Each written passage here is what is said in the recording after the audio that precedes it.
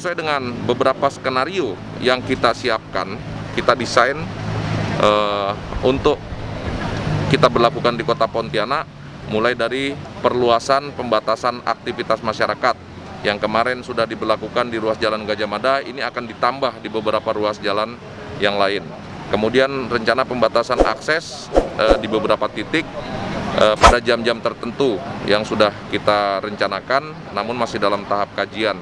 Yang berikutnya lagi ada rencana ataupun skenario pemberlakuan jam malam. Karena kalau kita lihat aktivitas masyarakat selama bulan puasa ini ada peningkatan mulai sore sampai dengan malam hari. Ini yang akan kita lakukan dan malam ini akan kita uji cobakan, yakni pemberlakuan jam malam dimulai seharusnya pukul 21 ya, mulai pukul 21 sampai dengan pukul 3 dini hari selama 6 jam. Namun karena ini hari pertama, perlu kita sampaikan cara bertindak kepada seluruh personil, akan dilakukan pembatasan aktivitas. Yang pertama, pembatasan aktivitas di ruas Jalan Ayani, mulai dari Simpang Pajak sampai dengan Bundaran Digulis, itu akan kita batasi. Kemudian aktivitas masyarakat di wilayah kota dan barat, diantaranya Jalan Merdeka, kemudian Jalan Sungai Jawi.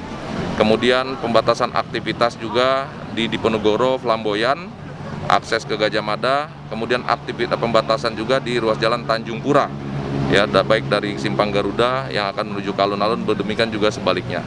Ditambah lagi aktivitas yang ada di Tanjung Raya 1, kemudian di Simpang Nanas di wilayah utara. Ini beberapa CB skenario yang kita siapkan dan malam ini kita uji cobakan. Kami juga menghimbau, menginformasikan kepada masyarakat, selama 3 hari ke depan uji coba ini akan kita lakukan. Tentunya akan kita evaluasi lebih lanjut apakah nanti akan diperluas atau mungkin ada pertimbangan-pertimbangan lain yang perlu dilakukan demi sempurnanya kegiatan yang kita lakukan dalam rangka sebuah upaya memutus mata rantai sebaran virus corona yang ada di Kota Pontianak. Berarti malam ini sudah mulai, Pak? Malam ini sudah kita mulai. Jam malam. Ya, uji coba pemberlakuan jam malam. Pada saat konsep jam malam, seluruh aktivitas itu dihentikan.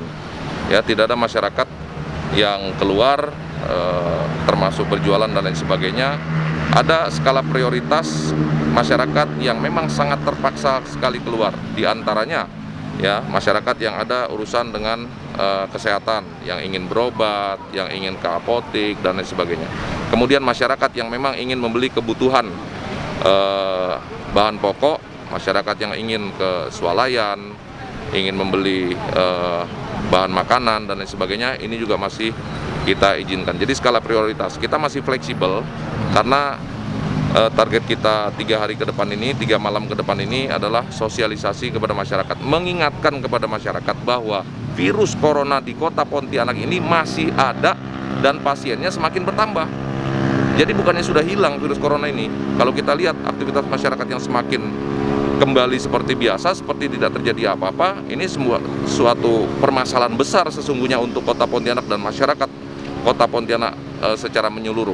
Ya, masyarakat harus disadarkan, diingatkan agar kita bisa bersama-sama memutus mata rantai. Karena sekali lagi tidak bosan saya sampaikan, garda terdepan bagi upaya memutus mata rantai ini bukan pada dinas kesehatan, bukan juga pada petugas di lapangan TNI, Polri, Satpol PP, tapi ada di masyarakat. Semakin masyarakat patuh, tertib, sebanyak apapun virus corona yang ada di tempat kita, maka akan mudah ataupun cepat hilang.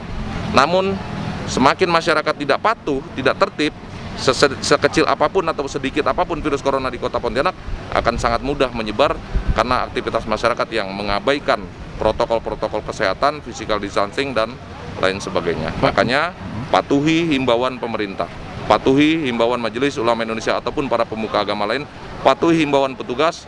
Semoga kita semua bisa segera menyelesaikan wabah, musibah yang ada di Kota Pontianak dan kita bisa beraktivitas seperti sedia kala.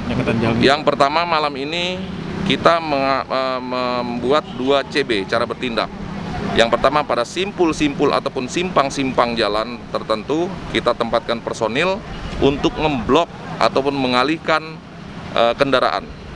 Yang kedua, juga akan dilakukan penyisiran Aktivitas masyarakat yang masih berada di luar, ini lakukan penyisiran, akan kita tanya tujuannya kemana, karena mohon maaf, ini juga perlu kami sampaikan kepada masyarakat. Hasil pantauan kami beberapa malam, aktivitas masyarakat yang keluar malam, ya, ini lebih banyak aktivitas masyarakat yang tidak punya kepentingan, ya, bukan alasan untuk pekerjaan, bukan alasan lain-lain, tapi hanya sekedar keluar rumah. Nah, ini tentu hal yang sangat jauh dari dikatakan penting.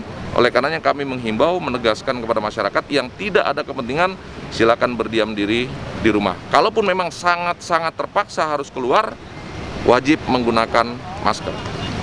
Personil masih tetap, kita kerahkan personil dari Kodam 12 Tanjung Pura, dari Polda Kalimantan Barat, dari Kodim 1207, dari Polresta Pontianak, dan juga Satpol PP baik provinsi maupun Kota Pontianak, total 527.